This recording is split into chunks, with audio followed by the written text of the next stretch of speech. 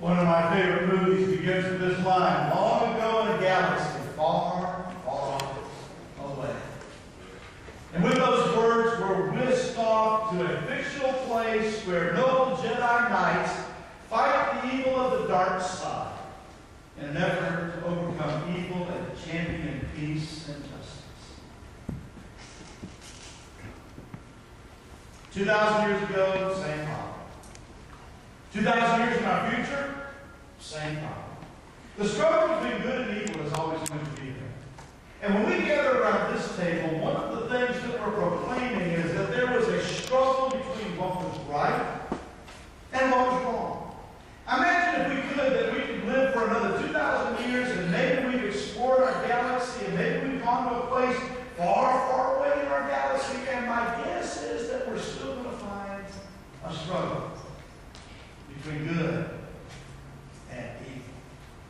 In our passage today, Ephesians chapter 6, and I'm only going to be pulling out 2 verses, but you may want to read Ephesians chapter 6, beginning with verse 10, to the rest of the end of the chapter. If you've been reading along with us as we've been talking about gifted responses, you may want to go ahead and read that. But I'm going to highlight 2 verses today. The very first verse says this: "Finally be strong in the Lord and in the strength of his might." At this point, Paul is beginning to change gears, and he's beginning to say to those disciples of Christ, you need to get ready. You're going to be challenged, and in that challenge, you're going to have to resist. You're going to have to grow up really quick. Let's think about that for a moment. The church that Paul was addressing was a fairly new church. The whole concept of Jesus dying on a cross was still fairly new to most of them. They were still struggling with how do you act that out on a day-to-day basis. And Paul turns around and says to them, there's going to be a time of spiritual struggle for you. There's going to be an evil day, as he says. So there's going to be a time of spiritual pressure, and you need to grow up. You need to become mature in your faith if you're going to be able to do what's right.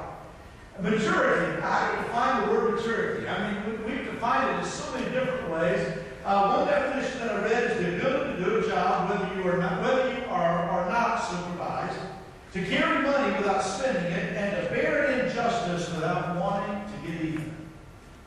To bear an injustice without having a desire to get even.